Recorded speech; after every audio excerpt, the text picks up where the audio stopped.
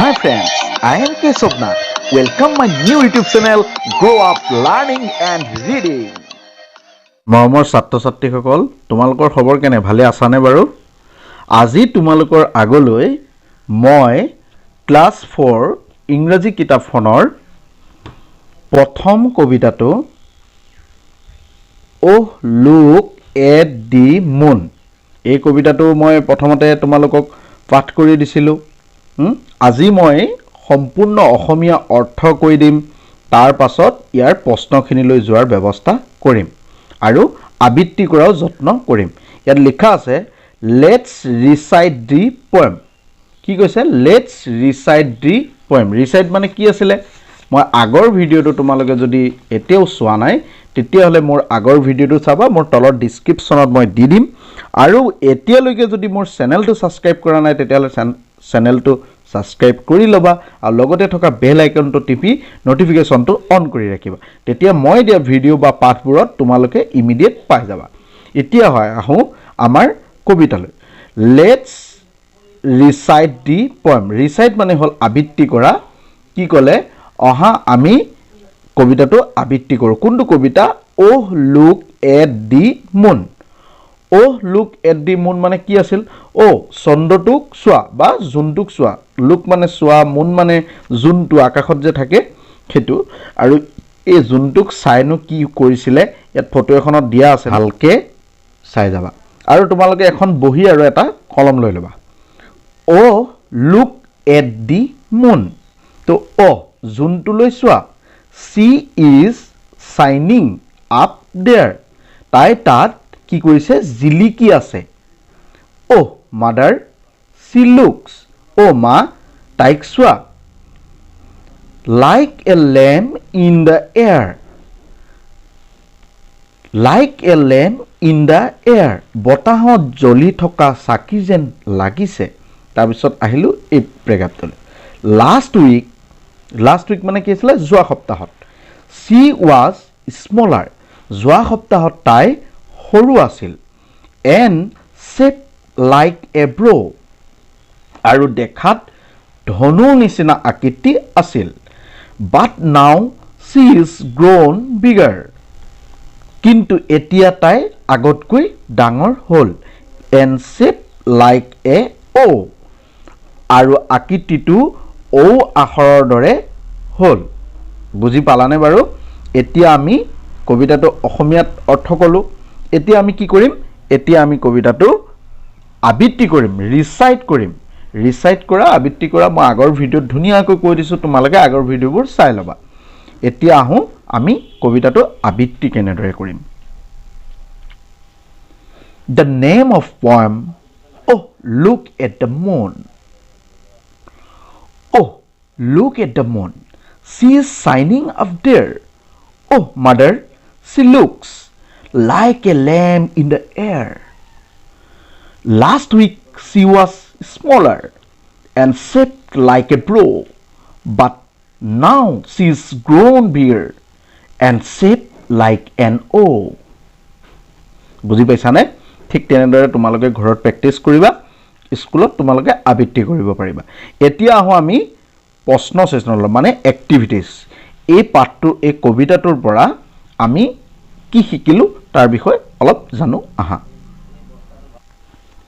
ধৰিব পাৰিছানে এক নম্বৰ ওপৰত এটো কি লিখা আছে বাৰু এক্টিভিটিজ মানে ক্ৰিয়াকলাপ এক number let's find how much we have understood আমি কিমানখিনি বুজিলো জানো আহা বা বিচাৰ কৰো আহা তে এক নম্বৰ এটোত কি আছে চোৱাচোন what is the name of the poem কি কৈছে কবিতাটোৰ নাম কি আছিল বাৰু তোমালোকে নিশ্চয় জানা কবিতাটোৰ নাম কি আছিল Oh look at the moon তাৰ পিছত বি নম্বৰটো চোৱা what looks like a lamp in the air কি কলে বায়ুত কিহক এটা চাকিৰ নিচিনা দেখিছিলে মানে বতাহৰ মাজত কাক আমি চাকিৰ নিচিনা দেখিছিলো জুনটোক what does the moon look like when she is smaller চন্দ্ৰটো বা জোনটো যেতিয়া সৰু অৱস্থাত থাকে তেতিয়া কেনেকুৱা দেখা যায় বাৰু কেনেকুৱা দেখা গৈছিলে বাৰু হা ব্ৰ নিচিনা এখন ব্ৰ মানে কি আছিলে BOW ব্ৰ মানে কি আছিলে ধনু নিচিনা আমি লিখিম বাৰু প্ৰথম আমি অৰ্থখিনি জানি লওঁ ডি নম্বৰটো চোৱা what does the moon look like when she grows bigger কি কৈছে চন্দ্ৰটো যেতিয়া ডাঙৰ হয় তেতিয়া তাক কেনেকুৱা দেখা যায় বাৰু আমি যে কবিতাটোৰ শেষত পাইছিলো লাইক এ এই ঔটো নিচিনা দেখা যায় তো আমি এতিয়া প্ৰশ্নখিনি উত্তৰ কৰিবলৈ যত্ন কৰোঁ আহা মই কৰি দিছোঁ তোমালোকে চাই লোৱা ধৰিব পাৰিছানে মই 1 নম্বৰ এটো লিখিছোঁ what is the name of the poem কবিতাটোৰ নাম কি আছিল এনসাৰ ৰঙা দাগ দি দিছোঁ এটো উত্তৰ লিখিছোঁ ANS শৰ্ট কি লিখিছোঁ the name of the poem is oh look at the moon হয়নে বাৰু এটো তোমালোকে লিখি ল'বা বি নম্বৰটো চোৱা what looks like a lamp in the air এই বতাহত আমি লেম্পটোৰ দৰে কাক দেখা পাইছিলোঁ দ্য মুন জোনটোক looks like a lamp in the air আমি জোনটোকে দেখা পাইছিলোঁ চাকিটোৰ নিচিনা ন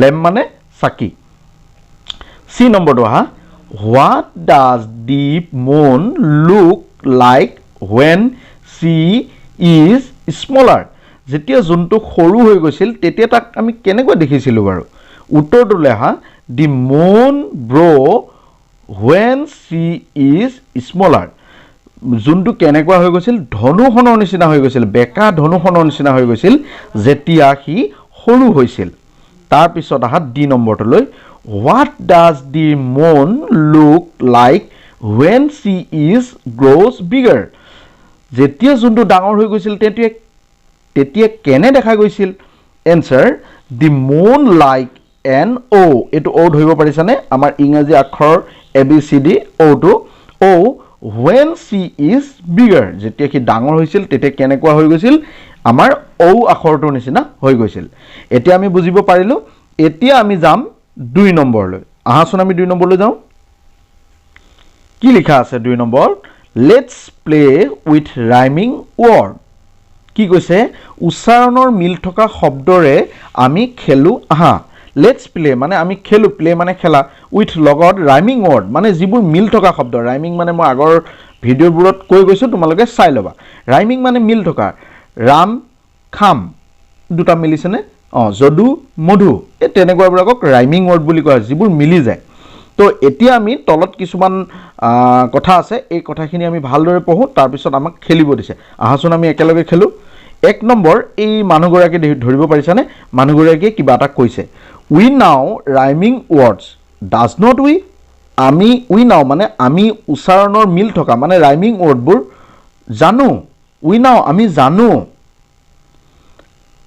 ডো নট নাজানো নেকি আমি তেতিয়া 2 নম্বৰত কি কৈছে ইয়েছ মাদাৰ হয় মা মানে আমি জানো ছোৱালীজনীয়ে এগৰাকী মাক বুলি কৈছে এগৰাকী ছোৱালী বুলি কৈছে তো মাকক উত্তৰ দিছে ছোৱালীজনীয়ে কি বুলি ইয়েছ মাদাৰ হয় আমি জানো তেতিয়া মাকে 3 নম্বৰত কি খুদিলে চোৱাচোন লেটস প্লে তেতিয়া হলে খেলা আমি খেলু আহা আই উইল সে সাম ৱৰ্ড মই কিছুমান শব্দ কওঁ আই উইল সে মই কিছুমান শব্দ কম read the poem and say one rhyming word for each one কি ক'লে কবিতাটো পঢ়া আৰু প্ৰত্যেকটো শব্দৰ বাবে একোটাকৈ উচ্চাৰণৰ মিল থকা শব্দ কোৱা বুজি পাইছা এতিয়া 4 নম্বৰত ক'লে ছোৱালীজনীয়ে কি ক'লে ওকে মাদাৰ হ'ব মা তেতিয়াহ'লে 5 নম্বৰত মাকে কেইটামান শব্দ কৰি দিলে চোৱাচোন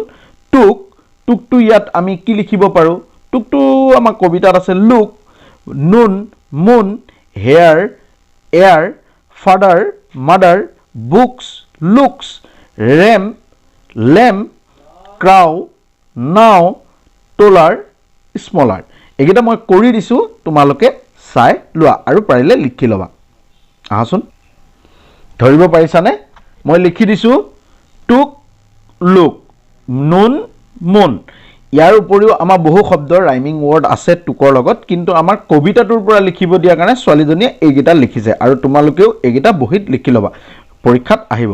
hair, air, father, mother, books, লুকছো লিখিব পাৰা, গুডছো লিখিব পাৰা। গুডছটো কিতাপত নাই, গতিকে লুকছটো লিখিলেই ভাল হ'ব। ৰেম, লেম, কাউ, নাও, টলাৰ, স্মলাৰ। অ'কে, এতিয়া আমি যাওঁ 3 নম্বৰ কুৱেশ্যনলৈ। হ'ব, আমি এতিয়া 3 নম্বৰ কুৱেশ্যনলৈ যাওঁ। আহাচোন। 3 number, write the opposites of the underline word. তলত দিয়া, এই তলত চিন দি থকা শব্দকেইটাৰ বিপৰীত শব্দ লিখিব দিছে। ধৰি লোৱা ল'ৰা, ল'ৰাৰ বিপৰীত কি হ'ব? ছোৱালী। ঠিক তেনেকৈ ইয়াত দুটা শব্দ দি থৈ দিছে। কি আছে? Oh, look at the moon, she is shining up there. Oh, look at the moon মানে জোনটোলৈ চোৱা, চি মানে তাই, ইজ চাইনিং জিলিকি আছে, আপ দেয়াৰ তাত তাই জিলিকি আছে। তো ইয়াত চিটো বিপৰীত কি হ'ব? চি মানে তাই, তাই বিপৰীত কি হ'ব? হি। ইয়াত কি লিখিব লাগিব? হি। আৰু আপ, আপ মানে ওপৰত, এতিয়া বিপৰীত হ'ব তলত, তলত মানে ডাউন। ঠিক আছে, মই কৰি দিছোঁ, তোমালোকে চাই ল'বা। ধৰিব পাৰিছা? এইকেইটা চি বিপৰীত হ'ল হি, আপৰ বিপৰীত হ'ল ডাউন। এইকেইটা তোমালোকে লিখি ল'বা দেই। এতিয়া আহিলোঁ আমি 4 নম্বৰটো চোৱাচোন কি লিখা আছে। Read aloud the following pairs of word. তলত যোৰা শব্দবোৰ উচ্চ স্বৰে পঢ়া, মানে টান টানকৈ পঢ়িব দিছে। মই এবাৰ পঢ়াই দিছোঁ, তোমালোকে ঘৰত টান টানকৈ পঢ়িবা। Before, after, day, night, beautiful, আগলি, আউটছাইড, ইনচাইড, ফেয়াৰ, নিয়াৰ, পিক, থ্ৰ'। এইকেইটা গোটেইকেইটা বিপৰীত শব্দ। বিফ'ৰ হ'লে আফটাৰ হ'ব, আগত পিছত, ডে হ'লে দিন, নাইট হ'লে ৰাতি, বিউটিফুল মানে ধুনীয়া, আগলি মানে কুৎসিত, আউটছাইড মানে বাহিৰত, ইনচাইড মানে ভিতৰত, ফেয়াৰ, নিয়াৰ, পিক, থ্ৰ'। হৈছে? এইকেইটা তোমালোকে বহীত লিখি মুখস্থ কৰিবা দেই। এতিয়া আহোঁ আমি 5 নম্বৰলৈ। থিংক এণ্ড চে হু আই এম। ভবা আৰু কোৱা মই কোন। কি কৈছে? থিংক মানে ভবা, এন আৰু চে মানে কোৱা, হু আই এম মই কোন। এ নম্বৰটো চোৱা। আই লিভ ইন দি স্কাই, মই আকাশত বাস কৰোঁ। চামটাইমছ আই এম স্মল, কিছুমান সময়ত বা কিছু সময়ত মই সৰু হৈ থাকোঁ। এণ্ড চামটাইমছ আই এম বিগ, আৰু কেতিয়াবা মই ডাঙৰ হৈ যাওঁ। আই গ্ল' এট নাইট, মই ৰাতি উজ্জ্বল হৈ উঠোঁ। হু আই এম মই কোন। ৰাতি আকাশত উজ্জ্বল হৈ থকা বস্তুটোৰ নাম কি বাৰু? আই এম দি মুন, জোন, হয়নে?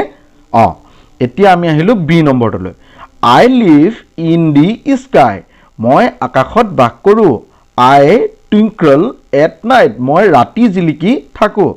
I am not the moon, মই কিন্তু কি হয়? মই জোন নহয়। I am not the moon, মই জোন নহয়। হু আই এম মই কোন। আই এম এ ষ্টাৰ, মই এটা তৰা। চি নম্বৰটোলৈ হা। আই এম হট, মই গৰম। আই এম ব্ৰাইট, মই উজ্জ্বল।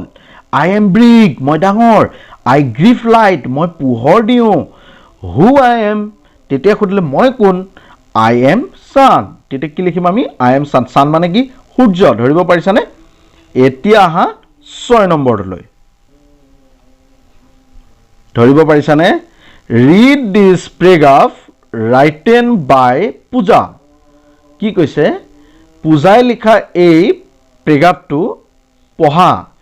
It describes what she saw one evening. ইয়াত তাই এদিনাখন সন্ধিয়া দেখিবলৈ পোৱা কথাখিনি বৰ্ণনা কৰিছে।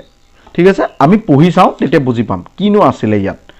One evening I was looking at the sky. এদিনাখন সন্ধিয়া মই আকাশৰ পিনে চাই আছিলোঁ। I was 7 o'clock in the evening. তেতিয়া সন্ধিয়া কিমান বাজিছিল? 7 বাজিছিল। The moon was shining brightly. তেতিয়া কি হৈছিলে? চন্দ্ৰটো মানে জোনটো উজ্জ্বলভাৱে জিলিকি আছিল। It looked like a bright lamp in the sky. আকাশত ইয়াক জ্বলি থকা চাকিৰ নিচিনা দেখা গৈছিল। I saw some stars too. মই কেইটামান তৰাও দেখিছিলোঁ. Suddenly মানে হঠাতে a shooting star flashed by. কি ক'লে? হঠাতে এক পপীয়া তৰাই ভুমুকি মাৰিছিল. ঠিক আছে?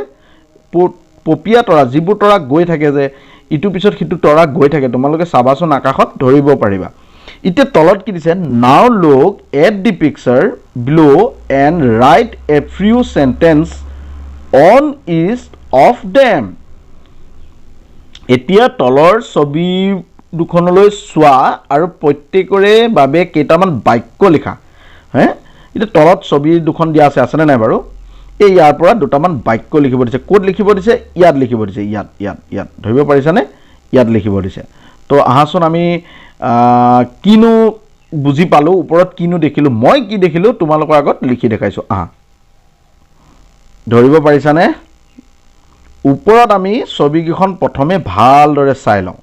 এইখন হ'ল দিনৰ ছবি, এইখন হ'ল ৰাতিৰ ছবি. কেনেকৈ ধৰিব পাৰিলোঁ? ইয়াত তোমাৰ সূৰ্যটো ওলাই আছে, চৰাইবোৰ উৰি আছে, আৰু এই ছবিখনত যোনটো ওলাই আছে তৰাবোৰ ওলাই আছে, মাজে মাজে পপীয়া তৰা কিছুমান দেখা পোৱা গৈছে, যিবোৰ তৰা গৈ থাকে. এতিয়া আমি ইয়াত তলত লিখিছোঁ ইট ইজ এ ছানি ডে. এইটো এটা ফৰকাল দিন. ছানি মানে ফৰকাল. Birds R flying. চৰাইবোৰ কি কৰি আছে বাৰু? উৰি আছে. গতিকে লিখিছোঁ birds R flying in the sky. One aeroplane and one helicopter is also' flying. ইয়াত দুটা চৰাই কি কৰি আছে? উৰি আছে. তাৰ বাদেও এখন এৰোপ্লেন, এইখন এৰোপ্লেন আৰু এইখন হেলিকপ্টাৰ, এইকেইখনো আকাশত উৰি থকা আমি দেখা পাইছোঁ. দ্য ছান ইজ শ্বাইনিং ইন দি স্কাই. আৰু সূৰ্যটোৱে কি কৰি আছে? এই ফৰকাল দিনটোত পোহৰ দি আছে. আছেনে নাই বাৰু? হা, তাৰপিছত আমি ৰেইনব' এখনো দেখিছোঁ. সেইটো বাক্য মই নিলিখিলোঁ, অলৰেডি ভৰ্তি হৈ গ'ল. তো হ'ব, তোমালোকে লিখিলে লিখিব পাৰিবা. ৰেইনব' এইখন ৰামধেনু এখনো দেখা গৈছে. তো ইফালে নাইটৰ মানে ৰাতিৰ দৃশ্যটোত, ৰাতিৰ ছবিখনত কি লিখিলোঁ চোৱাচোন. This is a moon. এইটো এটা কি? জোন. দি মুন ইজ শ্বাইনিং ইন দি স্কাই. আকাশত জোনটোৱে কি কৰি আছে? জিলিকি আছে, মানে পোহৰ দি আছে. The moon shape like a ব্ৰ. মুনটো দেখাত কেনেকুৱা লাগিছে? ধনুৰ নিচিনা লাগিছে.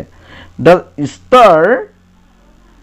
ষ্টাৰ্ছ আৰ শ্বাইনিং ইন দি স্কাই. তাৰ লগতে কি কৰি আছে? তৰাবোৰো জিলিকি আছে. বুজি পালা তোমালোকে? এতিয়া আমি 6 নম্বৰলৈকে কমপ্লিট কৰিলোঁ, আৰু 7 নম্বৰ ইয়াৰ নেক্সট যিটো ভিডিঅ' বনাম সেই ভিডিঅ'টোত তোমালোকক দি দিম. আজিলৈ মই ভিডিঅ'টো ইমানতে সমাপ্ত কৰিছোঁ. এতিয়াও যদি কোনোবা ষ্টুডেণ্টে, তোমালোকে যিসকলে চাই আছে, তোমালোকে যদি এতিয়াও ছাবস্ক্ৰাইব কৰা নাই তেতিয়াহ'লে চেনেলটো ছাবস্ক্ৰাইব কৰিবা আৰু কাষতে থকা বেল আইকনটো টিপি থৈ দিবা. তেতিয়া মই ভিডিঅ' দিয়াৰ লগে লগে বা পাঠ পঢ়োৱাৰ লগে লগে তোমালোকে পাই যাবা. ধন্যবাদ, আহিছোঁ, বাই বাই. মোৰ ফালৰ পৰা এটি অনুৰোধ, কোনো অভিজ্ঞ ব্যক্তিয়ে যদি এই ভিডিঅ'টো চায় তেতিয়াহ'লে মোৰ পাঠদানত ভুল ত্ৰুটিবোৰ যেন কমেণ্ট বক্সত লিখি জনায়.